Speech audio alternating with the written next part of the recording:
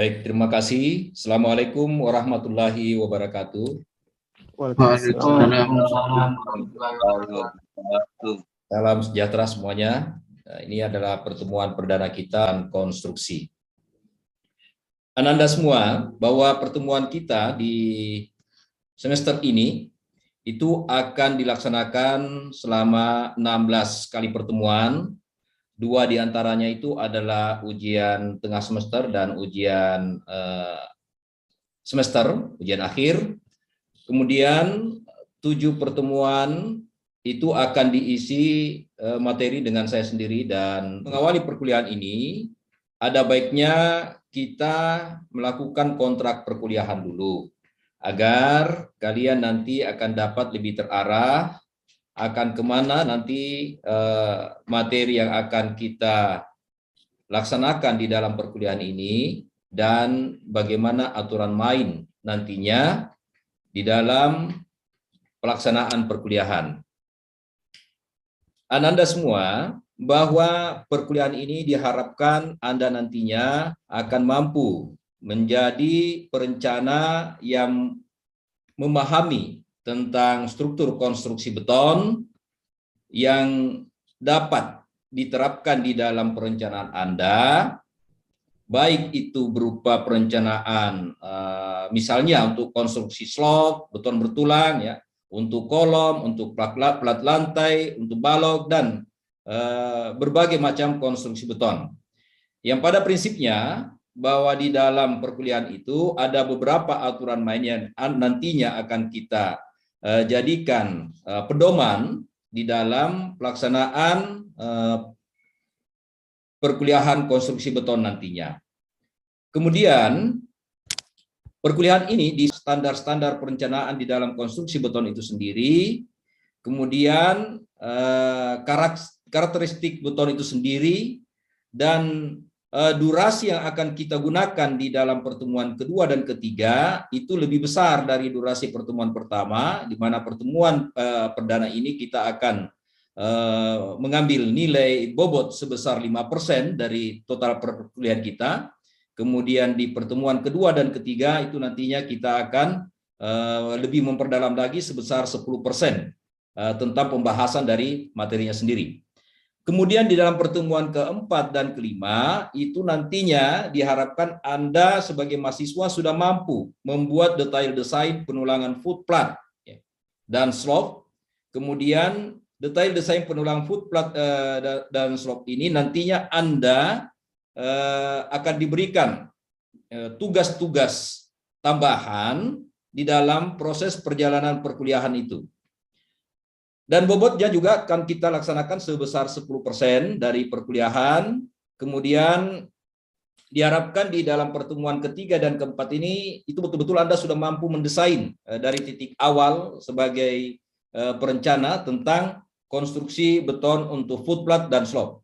Kemudian pada pertemuan ke-6 dan ke-7 diharapkan Anda sebagai mahasiswa calon-calon perencana itu sudah mampu mendesain penulangan kolom dan balok. Jadi kita akan lebih ke atas lagi. Kemudian dari bobot yang akan kita rencanakan juga sebesar 10% dari total pertemuan kita. Kemudian nanti di pertemuan ke-7, ke-8 itu kita akan lakukan ujian tengah semester. Dan berikutnya di pertemuan ke-9 sampai dengan pertemuan ini akan kita sinkronkan mulai dari pertemuan pertama hingga pertemuan akhir. Baik Ananda semua, kita akan masuk ke di materi awal ini. Jadi dasar-dasar ilmu beton, saya harap Anda bisa memahami dulu bahwa di dalam konstruksi beton itu terbagi atas 2 macam kata. Ada yang dikatakan konstruksi beton dan juga ada yang dikatakan konstruksi beton bertulang. Jadi bedanya, kalau beton itu sendiri atau konstruksi beton itu sendiri adalah konstruksi bangunan yang terdiri dari semen dan agregat kasar, agregat halus, kemudian ditambah dengan air. Nah, itu yang secara umum dikatakan konstruksi beton bertulang apabila adukan itu dituang atau disatukan dengan tulangan beton. Tulangan beton pada prinsipnya kalian sudah biasa melihat. Jadi misalnya pekerjaan footplat Ya, footplate itu kan ada besi yang dibuat sebagai tulangan, sebagai pijakan, sebagai penguat. Nah, besi-besi itulah kalau sudah disatukan dengan adukan beton tadi, barulah dikatakan dikatakan konstruksi beton bertulang. Demikian juga dengan konstruksi slop, balok, dan lantai. Sepanjang dia belum disatukan dengan tulangan atau besi, maka belum dapat dikatakan konstruksi beton bertulang. Kemudian, jenis-jenis beton itu ada beberapa. Pertama, ada yang dikatakan beton ringan. Jadi beton ringan itu dibuat dengan memakai agregat yang berbobot lebih ringan. Beberapa orang juga kerap menambahkan zat adiktif, ya, zat adiktif yang biasa membentuk gelembung-gelembung udara di dalam beton. Semakin banyak jumlah gelembung udara yang tersimpan pada beton, maka pori-porinya pun akan semakin bertambah, sehingga ukurannya juga bakal kian membesar. Hasil bobot betonnya juga akan lebih ringan dari beton normal, ya, sehingga ukurannya juga persis sama. Jadi misalnya seperti ini. Beton ringan itu dikatakan dari sisi karakteristiknya saja itu sudah berbeda dengan beton normal. Dikatakan beton normal artinya beton yang adukannya itu dibuat sesuai dengan aturan yang diprasyaratkan pada umumnya. Jadi misalnya untuk campuran semen, agregat halus, agregat kasar, kemudian air itu dengan perbandingan yang tertentu. Tidak serta-merta kita membuat satu adukan beton itu sesuai dengan keinginan kita. Nah, itu semua ada aturan-aturan yang tinggi. Kemudian, di dalam beton ringan itu sendiri, biasanya itu diperuntukkan untuk bangunan-bangunan yang non-struktur. Jadi, di dalam konstruksi beton ada dua macam.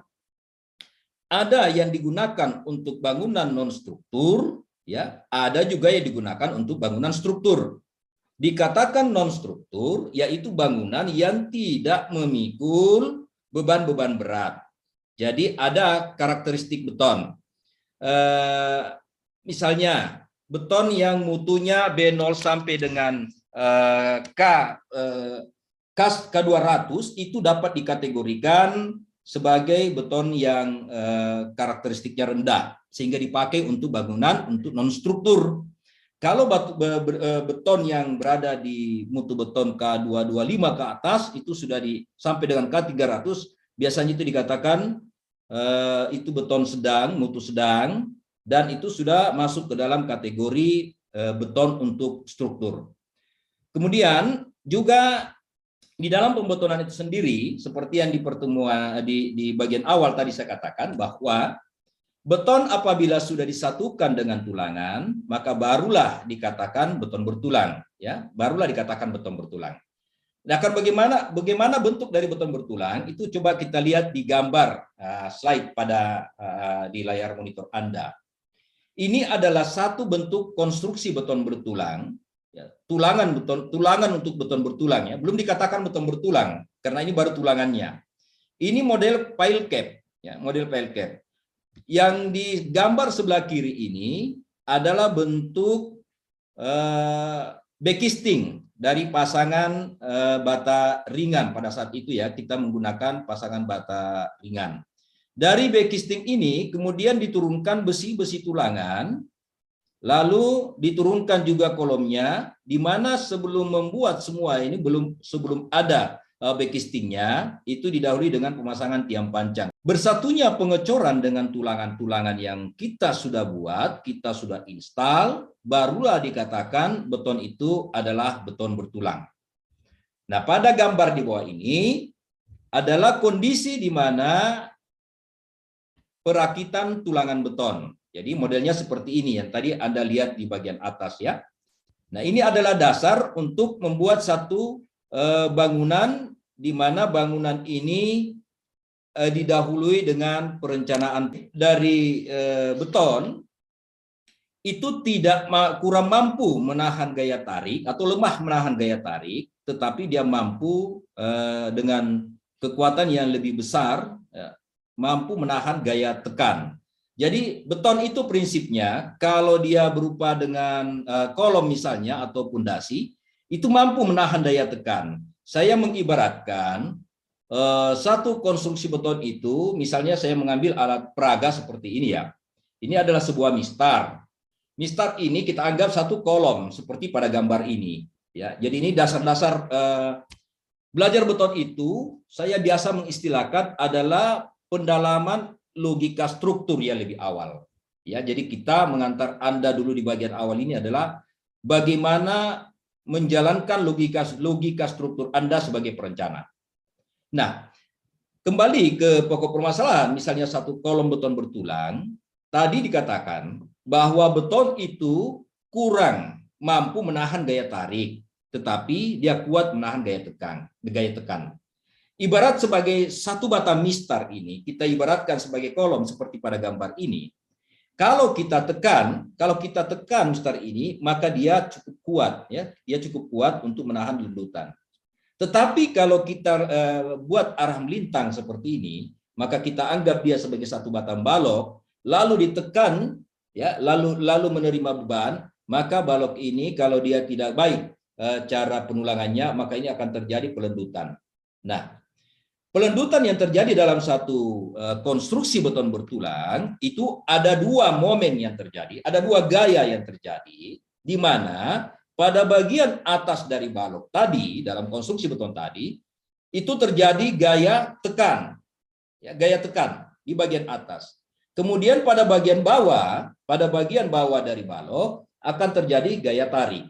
Nah, gaya tarik yang terjadi dari konstruksi beton ini sangat rawan apabila Anda sebagai perencana tidak merencanakan sedemikian rupa kekuatan-kekuatan terhadap struktur konstruksi yang Anda desain. Di dalam konstruksi balok ini apabila terjadi gaya tarik yang melebihi dari apa yang dipersyaratkan terhadap bangunan yang Anda rencanakan, maka ini bisa patah. Patahnya suatu konstruksi maka dapat dikatakan terjadinya kegagalan struktur.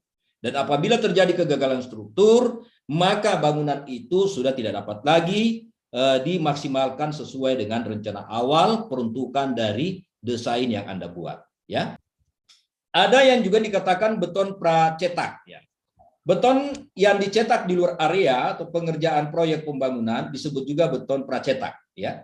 Beton ini memang sengaja kita dibuat di tempat lain agar kualitasnya lebih baik. Selain itu, pemilihan beton tersebut juga kerap didasari pada sempitnya lokasi proyek dan tidak adanya tenaga yang tersedia. Beton pracetak biasanya diproduksi oleh perusahaan-perusahaan yang bergerak di bidang pembangunan dan pengadaan material. Nah, contohnya seperti ini. Di gambar ini kita lihat ada tiang pancang.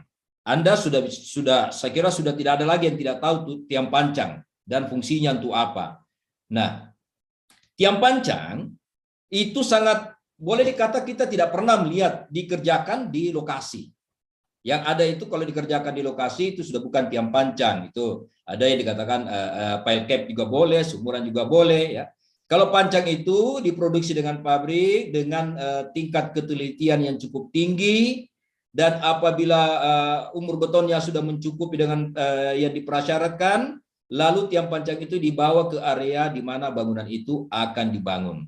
Dan tiang pancang itu boleh ada yang 6 meter, 9 meter, ya, tergantung dari pesanan dari yang bangunan yang akan direncanakan. Nah, kemudian berikutnya sifat-sifat beton. Jadi beton itu memiliki 3 sifat utama, yaitu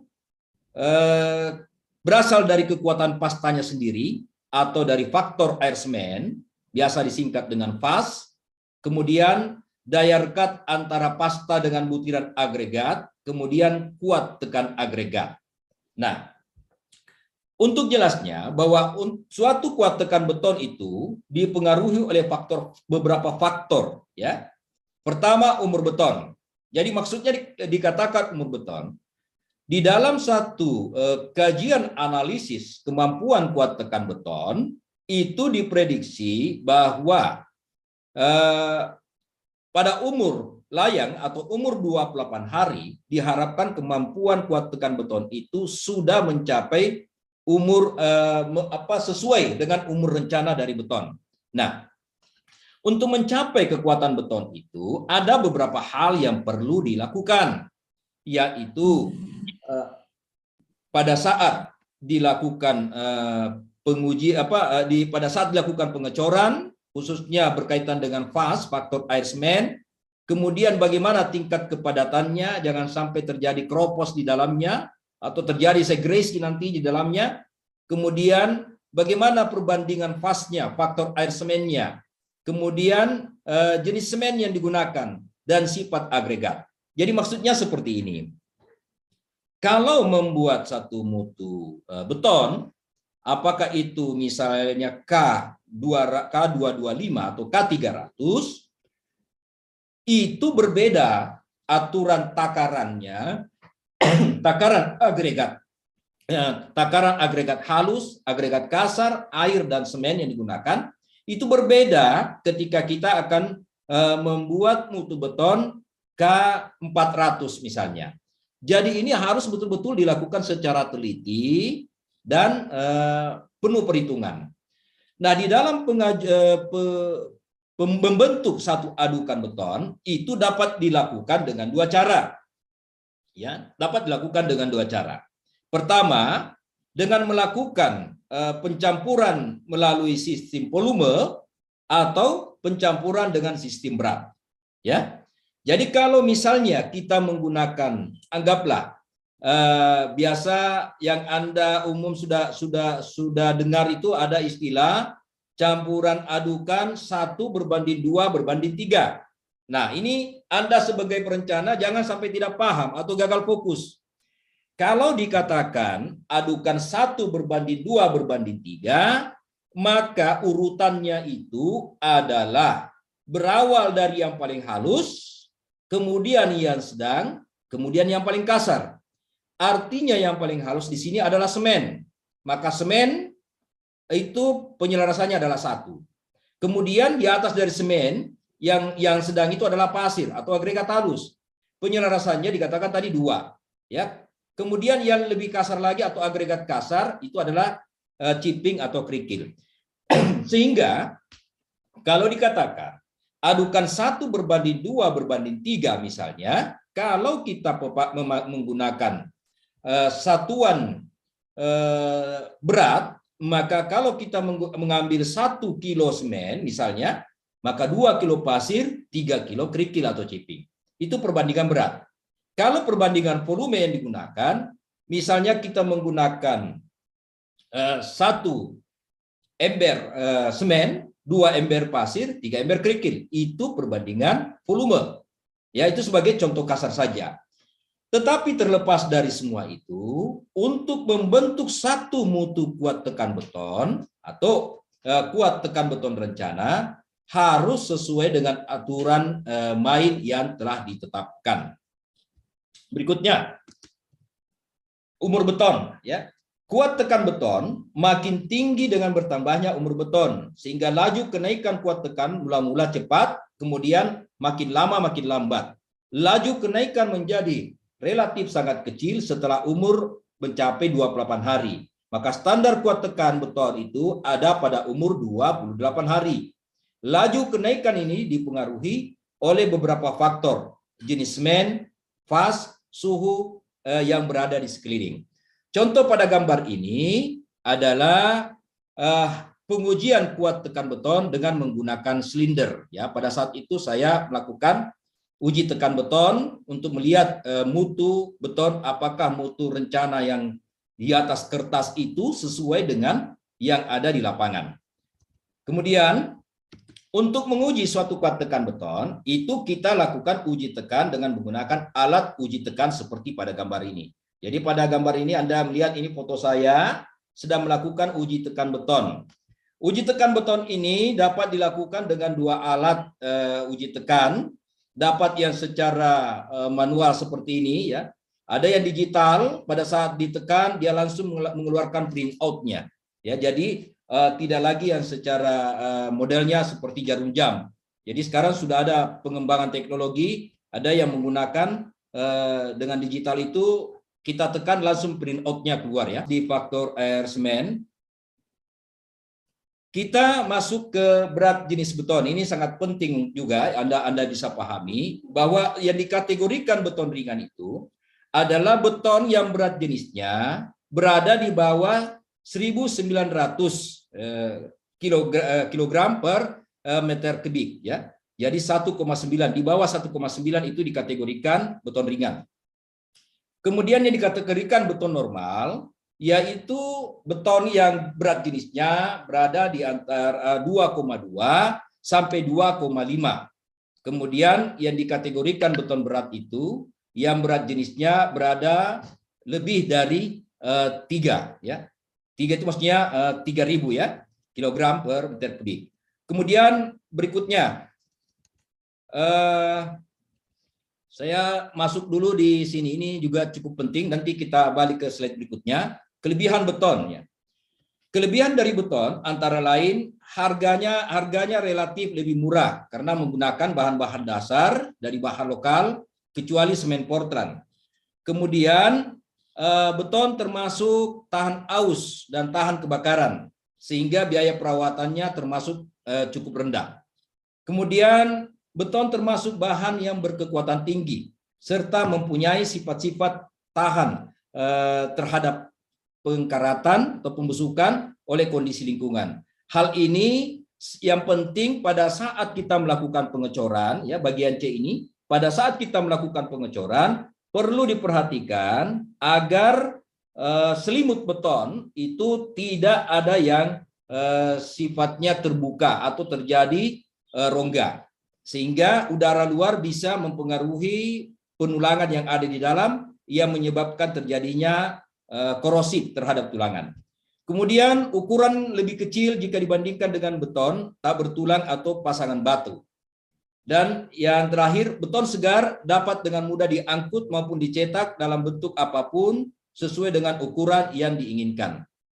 Nah, oke, Anda semua, kalau kelebihan kita sudah lihat, maka tentu di dalam beton juga ada kekurangannya. Ya, salah satu kekurangan beton, beberapa kekurangan beton yaitu pertama, beton mempunyai kuat tarik yang rendah, ya, kuat tarik yang rendah sehingga mudah retak. Oleh karena itu perlu diberi baja tulangan atau tulangan kasa. Beton segar mengerut, ya, mengerut pada saat pengeringan, dan beton keras mengembang jika basah sehingga dilatasi atau construction gennya perlu diadakan pada beton yang panjang atau lebar untuk memberi tempat bagi susut pengerasan dan pengembangan beton. Yang terpenting di dalam satu pengecoran yang Anda harus perhatikan adalah bagaimana perawatan beton sesaat setelah dilakukan pengecoran sampai pada umur di mana beton itu harus dilakukan curing. Curing itu artinya perawatan. Dan di dalam aturan, perawatan utama beton itu adalah pada hari pertama sampai dengan hari ke-7 itu betul-betul harus dilakukan perawatan agar tidak terjadi hidrasi. Pertanyaan saya, Pak, saya biasa dengar bahwa dalam konstruksi beton itu ada yang dikatakan mutu beton. Nah, ada K250, ada K300. Itu Pak, mohon penjelasannya Pak. Ya, baik. Nah, yang dikatakan mutu beton K200, K225, K300, K275, K350, K400 ya.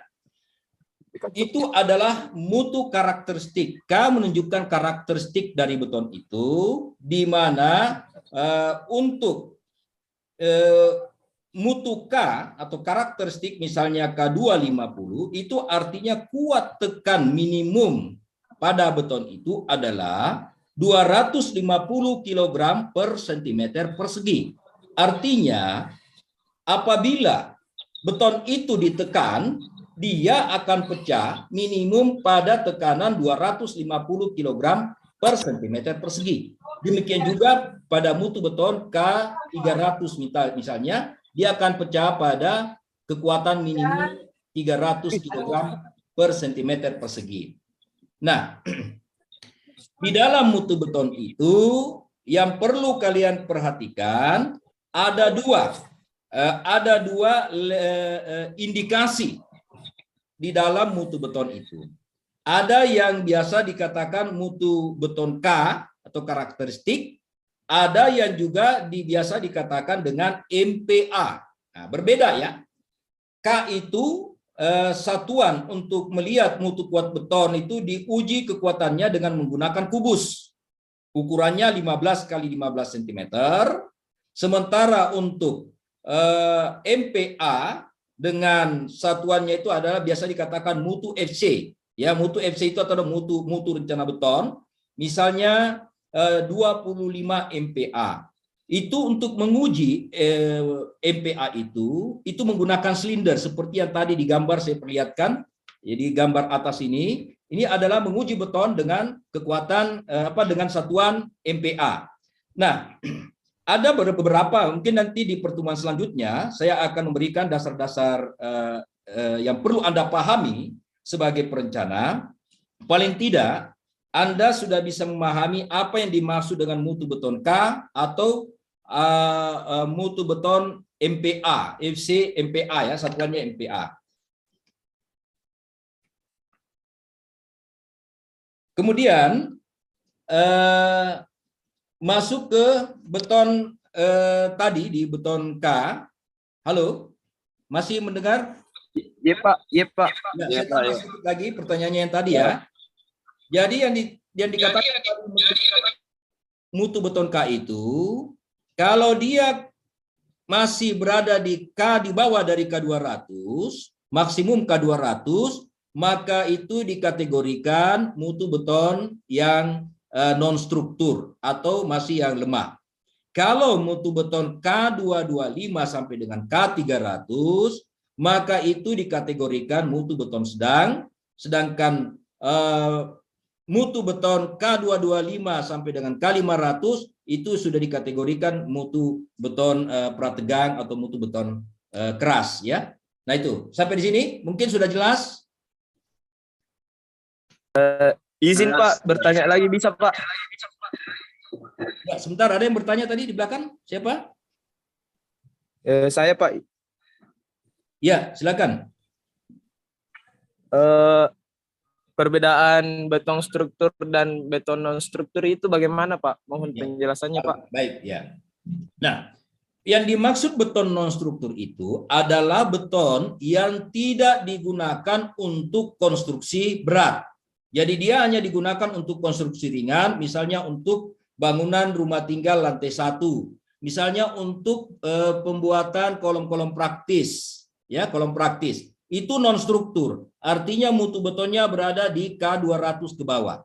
Kalau dikatakan mutu beton struktur adalah mutu beton yang digunakan untuk bangunan struktur berlantai 2 ke atas misalnya, dengan menggunakan mutu beton di atas atau minimal K225 ya, itu mutu beton struktur yang bukan lagi untuk beton-beton yang sifatnya beton praktis. Mungkin sudah jelas? Ada pertanyaan lain? Cukup. Ya, ada pertanyaan? Tidak ada. Kalau tidak ada, sudah ada informasi dari ini, sudah habis lagi kita punya waktu ini di apa ini di Google-nya ini di Zoom-nya. Nah, oke Ananda semua. Pada pertemuan selanjutnya kita akan membahas bagaimana penggunaan beton struktur itu dan bagaimana mendesainnya sesuai yang tadi di RPS. Pada pertemuan kedua dan ketiga kita akan mengembangkan lebih mendalam dari apa yang saya sajikan pada hari ini. Demikian yang dapat saya sampaikan pada kesempatan ini. Atas perhatiannya saya ucapkan banyak terima kasih. Semoga keilmuan ini Anda sudah bisa dapatkan sebagai modal dasar di dalam ilmu-ilmu dasar tentang konstruksi beton. Billahi taufik wal hidayah. Wassalamualaikum warahmatullahi wabarakatuh. Waalaikumsalam.